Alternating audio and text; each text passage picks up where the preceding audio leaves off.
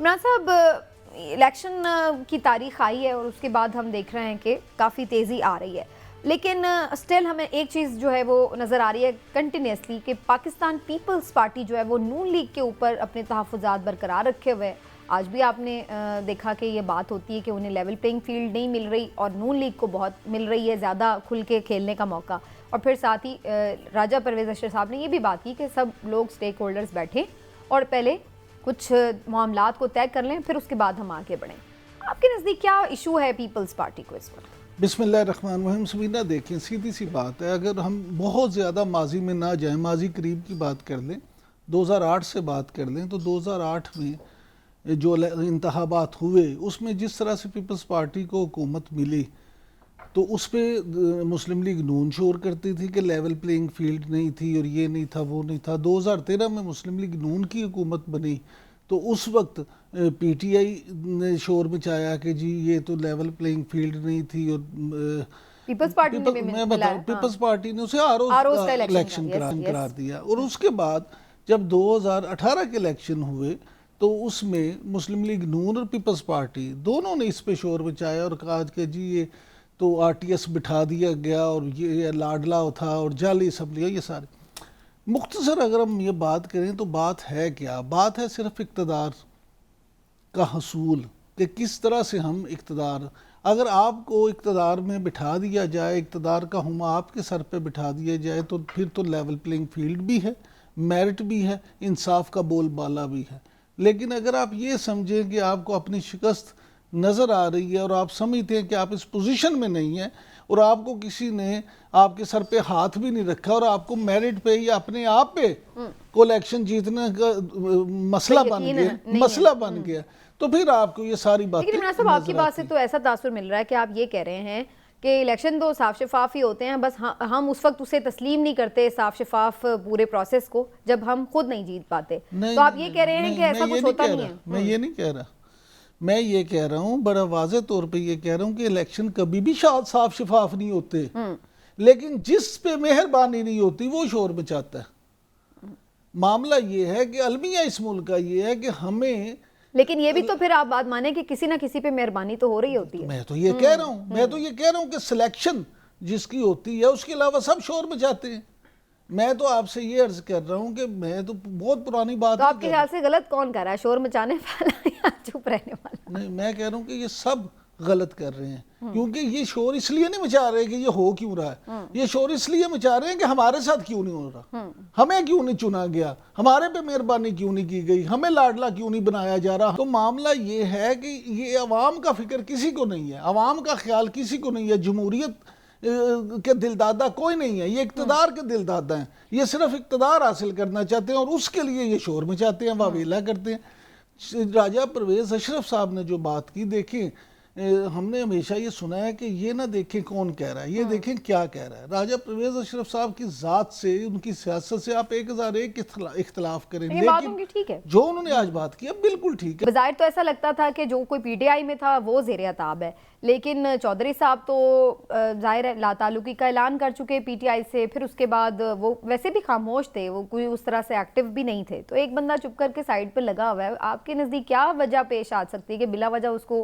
किसी और मुकदमे में पकड़ कर और फिर इस तरीके से, मतलब मुंह पे काला कपड़ा डालकर, हथकड़ी डालकर, क्या ये तौहीन करना क्यों मकसूद थी? समीना, गुजारिश ये है कि मुझे इस मुकदमे से ज्यादा आज के सलूक पे एतराज है ना। देखें, इस तरह से आपने एक मुकदमा कायम किया और उस मुकदमे को आपने पेश किस तरह से किया कि आप एक वफाकी वजीर और जो खुद सुप्रीम कोर्ट का वकील भी है उसको आपने मुंह पे काला कपड़ा डाला, उसको बख्तरबंद गाड़ी में आप डाल के लाए और उसको इस तरह से पेश किया जैसे कि शायद वो बहुत बड़े दहशतगर्द।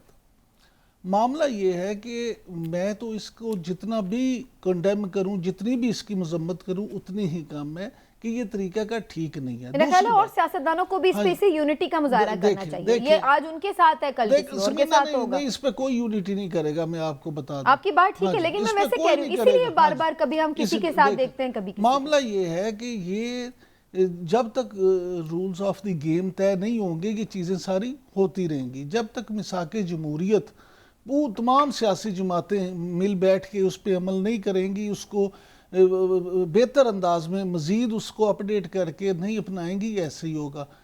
मामला ये है कि फवाद चौधरी साहब, मैं कहता हूँ कि एक लम्हे के लिए ना चाहते हुए भी आप सच मान लें कि जो मुकदमा बनाया गया वो सच है, ठीक है, तो क्या इस मुकदमे का, इस जुर्म का भी ये बनता है कि आप उसको इस तरह से पेश करें। और दूसरी बात ये है कि जो मुदई है, जिस तरह फैसल जो सब कह रहे थे, उसका बेचारे का कोई पता नहीं है वो भी तो सामने लाए। उसने कौन सी एक ऐसी नौकरी थी, उसको क्या इन्होंने प्राइम मिनिस्टर बनाने का वादा किया था? वो 50 लाख उसने दिए थे, तो उसको नौकरी की जरूरत क्या थी? इतना अमीर आदमी। मेरा पॉइंट यही था कि अगर इस बंदे के पास 50 लाख थे रिश्वत ही देने के लिए है, और वो भी फवाद चौधरी साहब को देने के लिए, तो फिर वो कोई और अच्छा काम न कर लेता, उसने नौकरी लेनी थी। और मामला यही ख़त्म नहीं होता।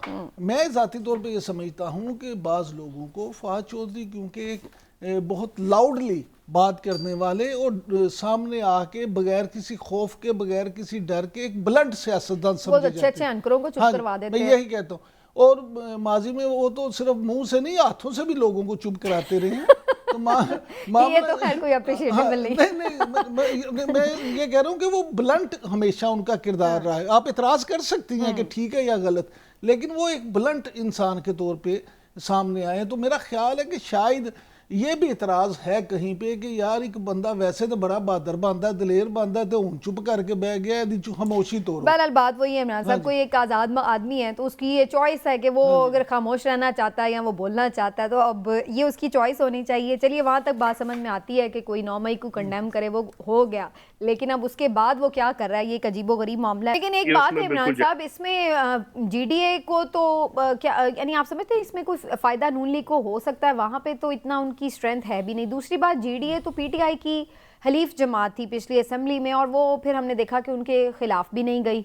तो अब क्या वो नून लीग के साथ हाथ मिलाएंगे, जबकि वो थ्रू आउट नून लीग के तो एंटी ही रहे हैं ना फिर पिछले साल? देखिए समीना, बात ये है कि GDA हो, MQM हो, बाप हो, ये ऐसी पार्टियां हैं जिन्होंने ये देखना होता है कि फ्यूचर, ये माजी को नहीं देखती, ये देखती है कि फ्यूचर में इनको फायदा किस में है, गवर्नमेंट कौन बना रहा है, उसके साथ हुकूमत कौन बना रहा है ये। क्योंकि देखें, खासतौर पे अगर आप सिंध की बात करें तो GDA जो है वो अपने हल्के में किस तरह से डेवलपमेंट कर सकते हैं, किस तरह से अपने वोटर के लिए कुछ कर सकते हैं, परफॉर्म किस तरह से कर सकते हैं, सिर्फ एक सूरत में कि वो हुकूमत में हों ताकि अपने लोगों के लिए कुछ कर सकें। तो पीपल्स पार्टी तो सिंध हुकूमत में उन्हें कोई हिस्सा नहीं देगी। पीपल्स पार्टी के तो वो हमेशा से मुखालिफ, लिहाजा उनको ये सूट करता है कि वफाक में जो हुकूमत बने उसका उनके साथ अलायंस हो। लिहाजा उनकी अगली मुस्तकबिल की सियासत का फ़ायदा इसी में है कि वो मुस्लिम लीग नून के साथ अलायंस करें। और मुस्लिम लीग को एक आखिरी लाइन आपको बता दूं कि मुस्लिम लीग नून को इसलिए फ़ायदा है कि बहरहाल बहुत सारे हल्कों में जहाँ पे मुस्लिम लीग नून के कुछ वोटर हों और GDA वाले भी मिल जाएं, तो उनके भी वहाँ पे कुछ सीटें जीतने के चांसेस बन जाएं।